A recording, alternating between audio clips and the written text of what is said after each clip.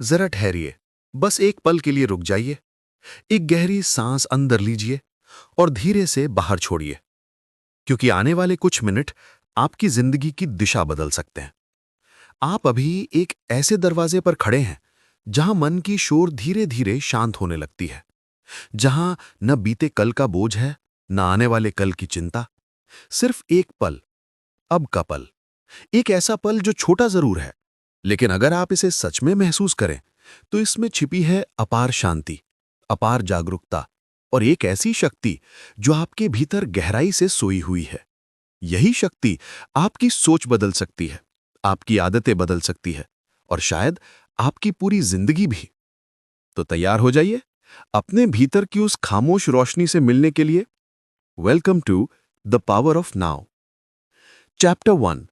You are not your mind. आप आपका मन नहीं है। कहानी की शुरुआत एक सवाल से होती है। क्या आप सच में वही हैं जो आपके विचार आपको बताते हैं, या आपके विचार बस एक शोर हैं और आप उस शोर को सुनने वाली जागरूकता? कल्पना कीजिए, आप एक कमरे में बैठे हैं। कमरा पूरी तरह शांत है। अचानक आपके अंदर कोई आवाज बोलने लगती है, ये करो, वो मत करो, अतीत में ये क्यों हुआ, भविष्य का क्या होगा। यह आवाज कौन है? क्या ये आप हैं, या बस आपके मन का रेडियो? यही सवाल एखार्ट टोले इस अध्याय में उठाते हैं। नंबर 1। मन आपका मालिक नहीं, बस एक साधन है। टोले कहते हैं मन एक औजार है, सोचने, समझने, योजना बनाने में मदद करता है। समस्या तब होती है जब आप उस औजार को पहचान की तरह अपनाने लगते हैं। हम मन का इस्तेमाल नहीं, मन हमारा इस्तेमाल करने लग जाता है। वो हमें घुमाता है, डराता है और हम बिना सोचे उसके पीछे भागते रहते हैं।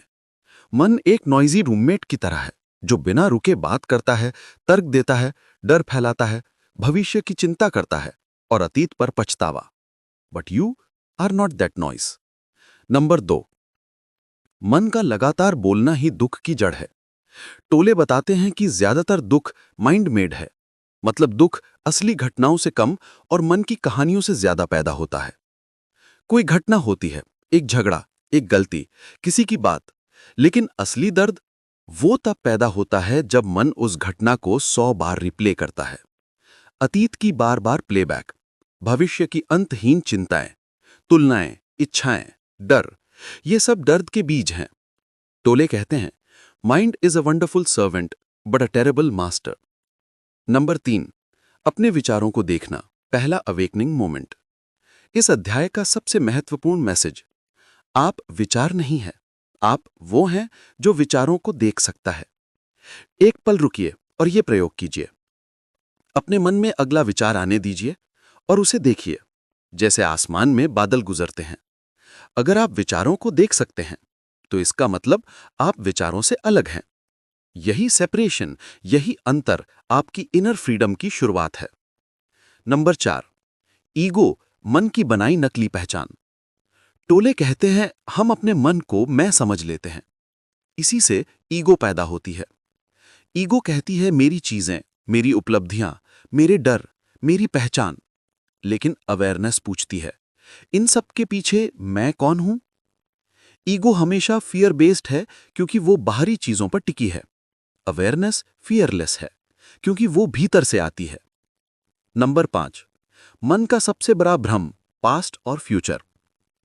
Past means memories, future means imagination. दोनों माइंड कंस्ट्रक्टेड हैं, दोनों वास्तविक नहीं हैं।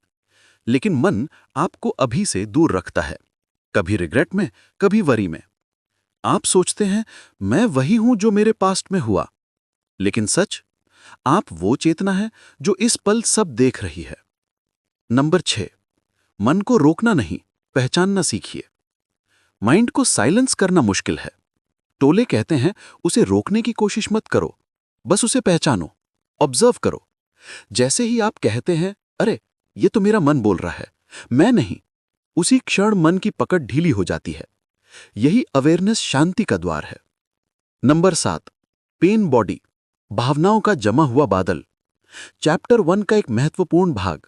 हमारे अंदर एक पुराना भावनात्मक शरीर होता है जिसे टोले कहते हैं पेन बॉडी। ये पेन बॉडी पुराने घाव, चोटें, दुख सबको संभाल कर रखता है और कभी-कभी अचानक एक्टिवेट होके हमें परेशान कर देता है।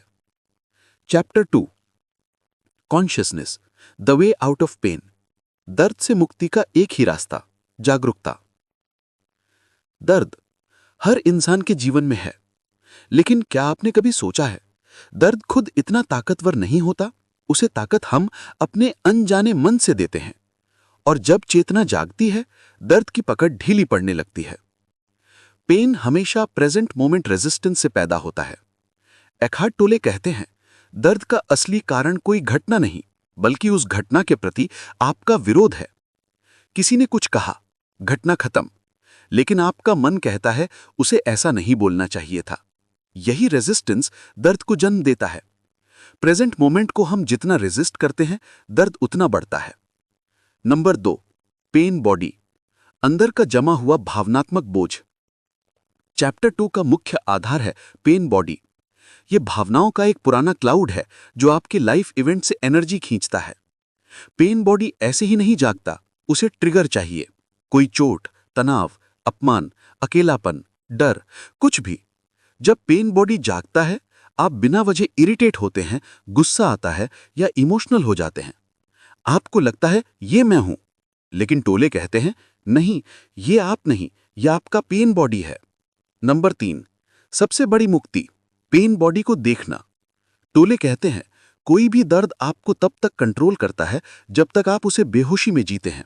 जैसे ही आप कहते हैं अभी मेरा पेन बॉडी जाग गया है, उसी पल उसकी शक्ति टूटने लगती है, क्योंकि अवेयरनेस पेन को डिसॉल्व कर देती है। दर्द का अंत सिर्फ एक जगह है, प्रेजेंट मोमेंट। टोले कहते हैं अतीत में दर्द है, भविष्य में डर है, लेकिन प्रेजेंट वो न्यूट्रल है। जब आप पूरी तरह से अब में उतरते हैं तो मन शांत हो जाता है, और मन शांत तो दर्द कम।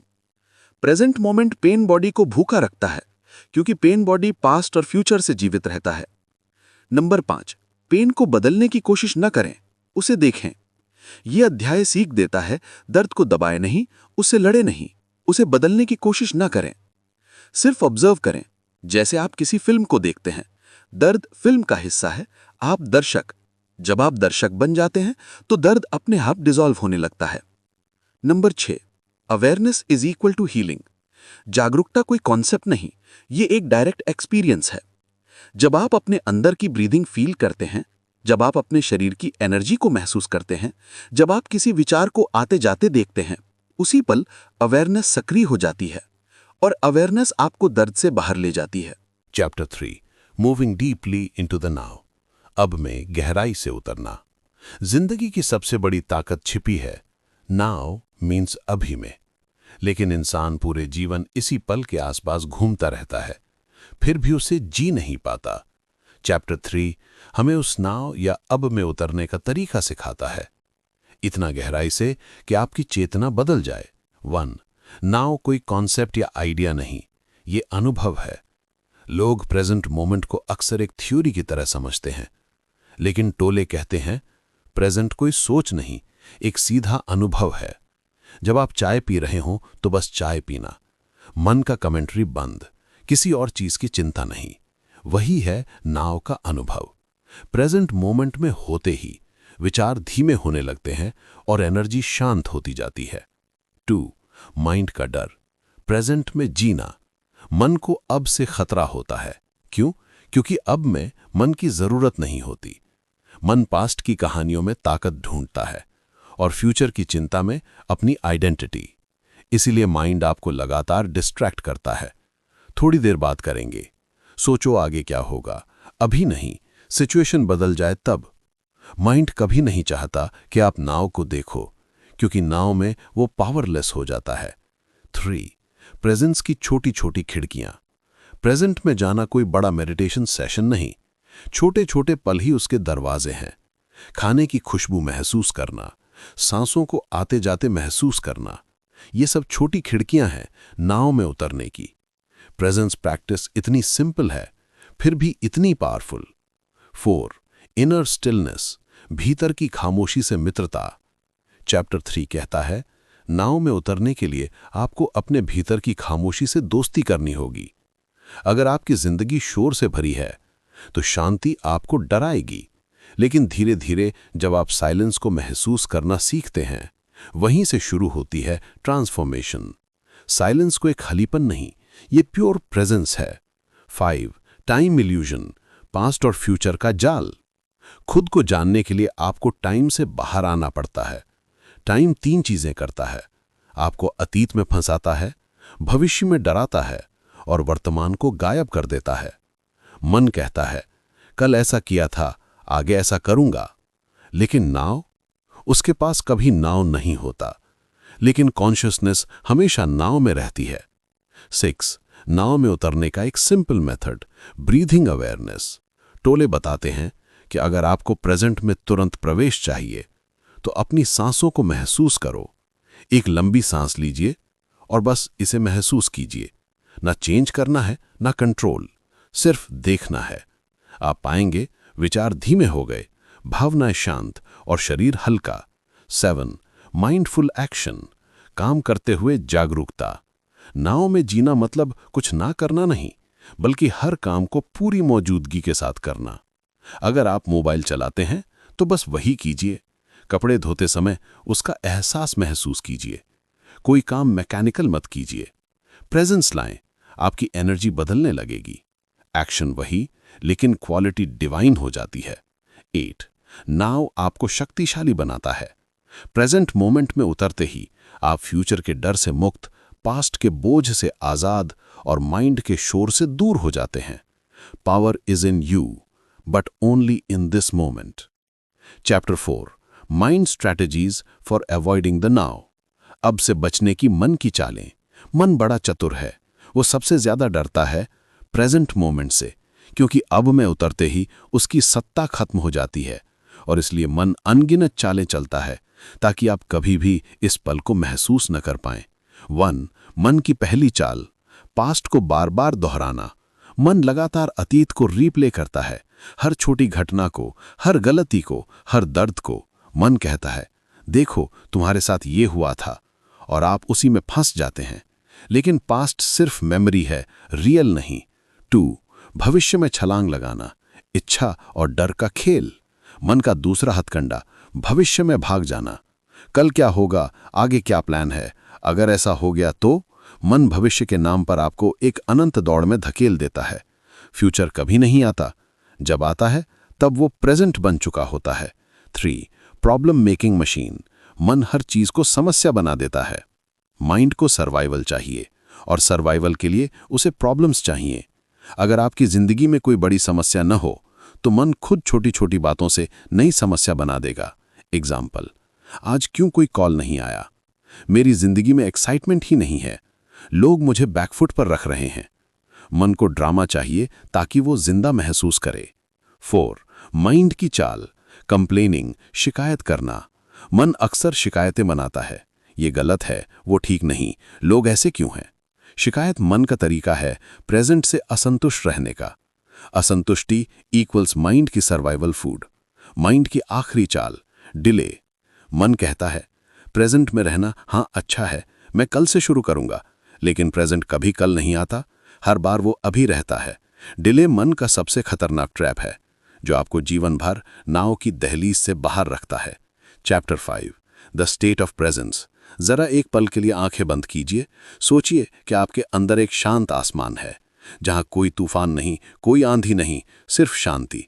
इसी शांत जगह को एकट टोले प्रेजेंस यानी उपस्थिति कहते हैं। प्रेजेंस का मतलब है पूरी तरह से इस पल में जागना। वो पल जहां न कल की यादें हैं, न कल की चिंताएं, सिर्फ ये अभी।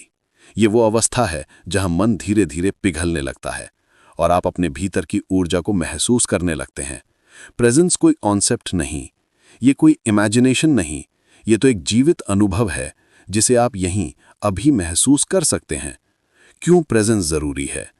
जब आप प्रेजेंट में आते हैं तो ईगो की चिल्लाहट, माइंड की कमेंट्री धीरे धीरे धीमी होने लगती है। आप अब रिएक्शंस नहीं देते, आप दूसरों की नेगेटिविटी को एब्जॉर्ब नहीं करते, आप छोटी छोटी बातों पर टूटते नहीं, और सबसे बड़ी बात, आप अपने विचारों से अलग होना सीखते हैं। टोले कहते हैं प्रेजेंस के बिना मन आपका मालिक बन जाता है, प्रेजेंस के साथ आप मन के मालिक बन जाते हैं। कैसे पता चले कि आप प्रेजेंस में हैं? जब जिंदगी धीमी महसूस होने लगे, जब छोटा सा काम भी गहरा लगने लगे, जब आपका ध्यान बार बार वर्तमान में लौटने लगे, तब समझिए आप प्रेजेंस में प्रवेश कर चुके हैं। प्रेजेंस में आपके अंदर ये बदलाव आते हैं: मन हल्का, शरीर शांत, सांस गहरी, आवाज धीमी, भावनाएं साफ, निर्णय स्पष्ट। अचानक ऐसा लगता है कि जो चीजें कल स्ट्रेस देती थीं, आज उनका आप पर कोई असर नहीं है।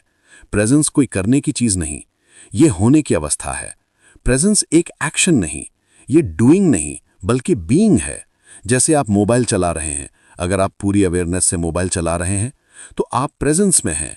आप पानी पीते हैं तो सिर्फ पानी पी रहे हैं, न थॉट्स में डूबे, न वरीज में खोए। ये प्रेजेंस है। प्रेजेंस वो अवस्था है जहां आपकी अटेंशन एक किरण की तरह पूरी तरह यहीं पर टिकी रहती है। प्रेजेंस आपको अंदर से बदल देता है। जब आप प्रेजेंस बढ़ने लगती है तो आप धीरे धीरे बाहरी शोर से अलग होने लगते हैं। आप दूसरों की राय से प्रभावित नहीं होते। आपकी भावनाएं स्टेबल होती हैं, आपका व्यवहार शांत हो जाता है। आप जल्दबाजी छोड़ देते हैं और आप अपने आप से जुड़ने लगते हैं। प्रेजेंस आपको एक ऐसा व्यक्ति बनाता है जिसमें गुस्सा कम और समझ ज्यादा होती है। प्रेजेंस ही असली फ्रीडम है। जब आप पूर्ण उपस्थिति में होते हैं तो आपको एहसास होता है कि आपके अंदर एक ऐसी जगह है जहां आप तक कोई नहीं पहुंच सकता। ना दूसरों की बातें, ना आपका पास्ट, ना आपकी चिंता, ना आपका डर। वहां सिर्फ आप हैं, शांत, जागरूक और स्वतंत्र। Chapter 6 the inner body. सोचिए, अगर आपके पास एक ऐसा दरवाजा हो जो सीधे आपके मन की शांति, आपकी ऊर्जा और आपकी जागरूकता तक पहुंच देता हो, और वो दरवाजा कहीं बाहर नहीं बल्कि आपके ही शरीर के अंदर हो। टॉले इस अध्याय में बताते हैं कि असली प्रेजेंस, असली अब सबसे जल्दी और सबसे गहराई से मिलता है इनर बॉडी को महसूस करने से। 1. इनर बॉडी क्या है? टॉले कहते हैं, हमारा शरीर सिर्फ हड्डियां, मांस, खून नहीं है। ये एक लिविंग एनर्जी फील्ड है, एक ऐसा ऊर्जा प्रवाह जो हर पल आपके भीतर चल रहा है। और जब आप उस ऊर्जा को महसूस करते हैं तो अचानक आप मन के शोर से बाहर आकर अपने असली अस्तित्व में उतर जाते हैं। यह ऐसा है जैसे आप बाहर की दुनिया से अटेंशन खींचकर अपने अंदर की रोशनी में प्रवेश कर जाते हैं। 2. इनर बॉडी को महसूस कैसे करें? सलाह बहुत सरल है लेकिन असर गहरा है। बस अपनी अवेयरनेस को अंदर ले जाइए। जैसे अपनी हथेलियों को महसूस कीजिए बिना हिलाए हुए। अपने पैरों में हल्की गर्मी या कंपन महसूस कीजिए। छाती में सांस जाती आती महसूस कीजिए। धीरे धीरे ये एनर्जी पूरे शरीर में जाग उठती है, एक शांति सी फैल जाती है। यही है इनर बॉडी अवेयरनेस। 3. ऐसा करने से क्या बदलता है? जैसे ही आप इनर बॉडी में आते हैं, मन शांत होने लगता है, थॉट्स की गति धीमी हो जाती है, मूड स्थिर होने लगता है। आप अपने शरीर, सांस और ऊर्जा से जुड़ जाते हैं। टॉले कहते हैं, जब आप अपने इनर बॉडी को गहराई से महसूस करते हैं तो आपकी कॉन्शियसनेस अपने असली घर में प्रवेश करती है। इससे एंजाइटी कम होती है, अननेसेसरी सोच टूटती है और एक एंकर्ड फीलिंग आती है कि हां, मैं यहां हूं, अभी हूं। अंत में टॉले कहते हैं, अगर आप प्रेजेंट रहना चाहते हैं, घर लौटिए, इनर बॉडी के घर। Chapter 7 portals into the unmanifest. Unmanifest क्या है? एकहार्ट कहते हैं, हम जो कुछ देखते हैं, छूते हैं, सुनते हैं, वो सब मैनिफेस्टेड वर्ल्ड है। पर इसके परे एक ऐसी दुनिया है जिसे शब्द छू भी नहीं सकते। एक गहरी शांति, एक अनंत ऊर्जा, एक ऐसा स्थान जो टाइमलेस है। यही है अनमैनिफेस्ट, आपके अस्तित्व का वास्तविक घर। और इस अध्याय में वे बताते हैं कि वहां पहुंचना मुश्किल नहीं, बस आपको सही दरवाजे पहचानने हैं। Portal 1 the present moment.